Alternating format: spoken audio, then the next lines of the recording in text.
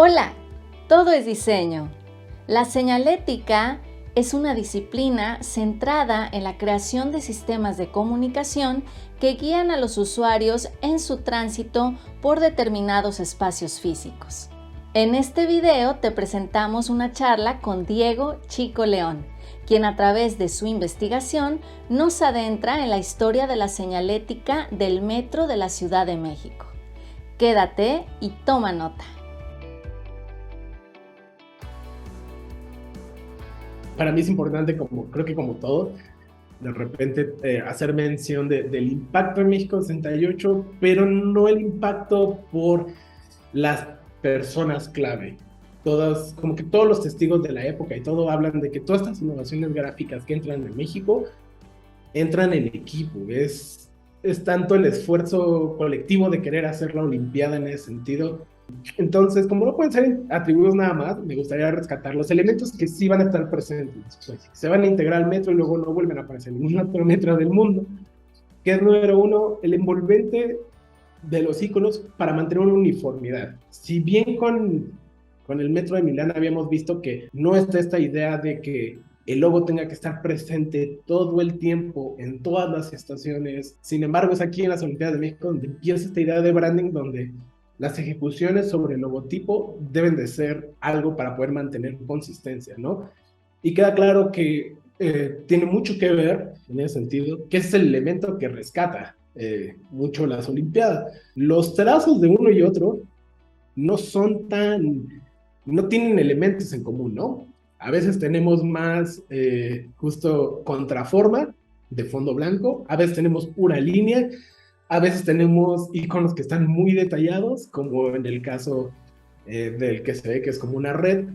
Hay otros que son muy simplificados, hay trazos que parecen ser corte de revista tipo como la estatua griega, y hay otros que es un trazo infantil, ¿no? Entonces, si no tuviéramos el envolvente para poder unificarlos, sería muy difícil que la gente asociara que todos estos son parte de una sola familia.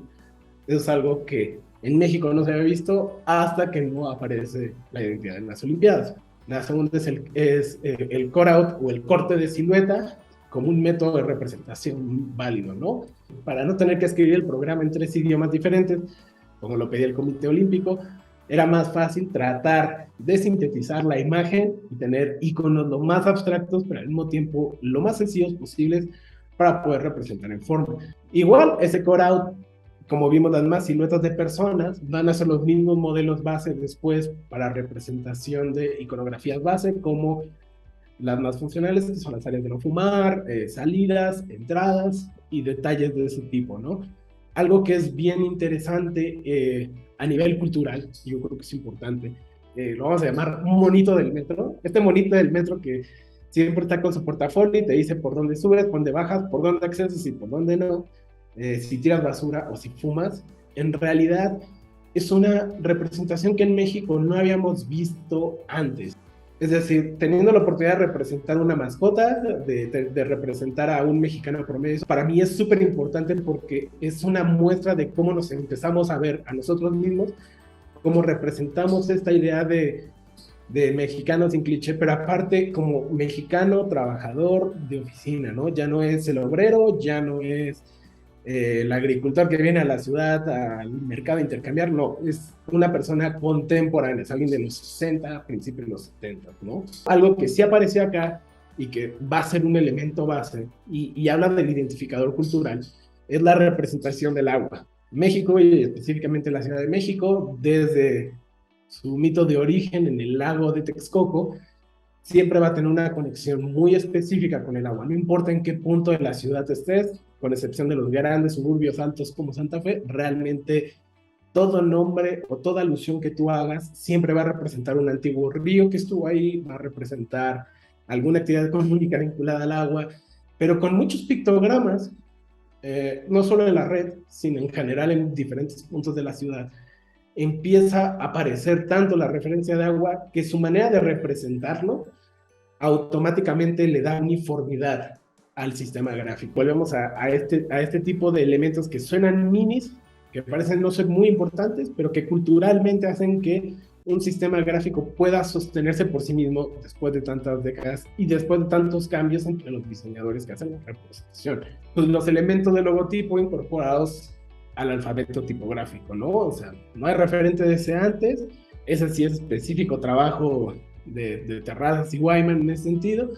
Este alfabeto del metro que tenemos acá al lado viene del libro de The Monograph de Lance Wyman, que fue publicado en Londres, y que hasta ellos dicen en el intro, fue muy complicado poder hablar con el gobierno mexicano para que nos diera documentos, casi todo viene del acervo de la gente involucrada en el metro que ya no trabaja en el metro, ¿no? Por más adaptado que estuviera Lance Wyman a la cultura mexicana, por más que estuviera adaptado al español y todo eso, diseña un alfabeto para gente mexicana que no tiene ñes. Son detalles mínimos en ese sentido. Se incorpora, por ejemplo, los signos de exclamación y todo, pero hay un par de caracteres que son faltantes. Queda claro que no se pensó originalmente ese tipo de caracteres. Y esto sí deja, dependiendo de qué tan aguerrido seas, si esto es colonialismo o no colonialismo, puede ser, pero es un detalle muy interesante en ese sentido que cuando alguien no local de repente diseña, entra y todo eso, a veces ese tipo de consideraciones se te pueden ir, ¿no?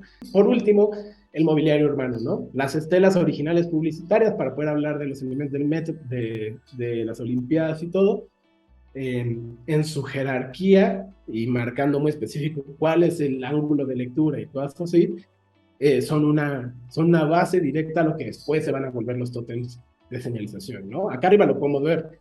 Arriba estaba como la estela del deporte principal en versión icono. Abajo está la acción en movimiento de ese deporte. Luego abajo está la fecha en la que va a ocurrir. Luego abajo hay una foto de la sede donde va a ocurrir. Y por último, la versión como más artística. Y entonces vemos que exactamente ocurre en la misma jerarquía y hasta lo marcan en los viejos bocetos, ¿no? Nombre, icono, icono de estación. Esto era en los prototipos. En la versión final es logo de estación, icono de estación, flujo de por dónde sale y dónde se entra, ¿no? Y la primera es de que hay que entender que la historia del metro en México precede a la aparición de Lance Wyman y de los Juegos Olímpicos. De hecho, lo que estamos viendo acá a la derecha que dice RM fue la primera propuesta de metro, per se, que su nombre prototipo iba a ser Rápidos de México. Entonces, es un logo que si lo vemos y asociamos las películas de la época del cine de oro, de los 50, cómo funcionaban y cómo funcionan después los logotipos de camiones y cosas así, sí lo sentimos familiar. O sea, este se siente desarrollado aquí en casa, ¿no? Diego Alberto León, conocido como Chico León, es egresado de la institución Centro de Diseño, Cine y Televisión de la licenciatura en Mercadotecnia y Diseño Estratégico. Con más de 10 años de experiencia en materia de publicidad, branding y diseño de experiencias, así como eventos para plataformas como Festival Ceremonia, Corona Capital, Festival Bravo, Centro de Cultura Digital, Museo Nacional de Arte y branding para marcas como Johnny Walker, Bacardi, Ron Zacapa, Tequila Don Julio, entre otros. Con proyectos de wayfinding para festivales de música y plataformas como el ciclo de carreras de la Fórmula E en sus primeras 2 ediciones, al mismo tiempo investiga y realiza ensayos sobre historia de diseño, historia de los sistemas de movilidad, branding y publicidad mexicana. ¿Quieres conocer más temas como este? Suscríbete a nuestro canal. Coméntanos de qué te gustaría que habláramos y recuerda, todo es diseño.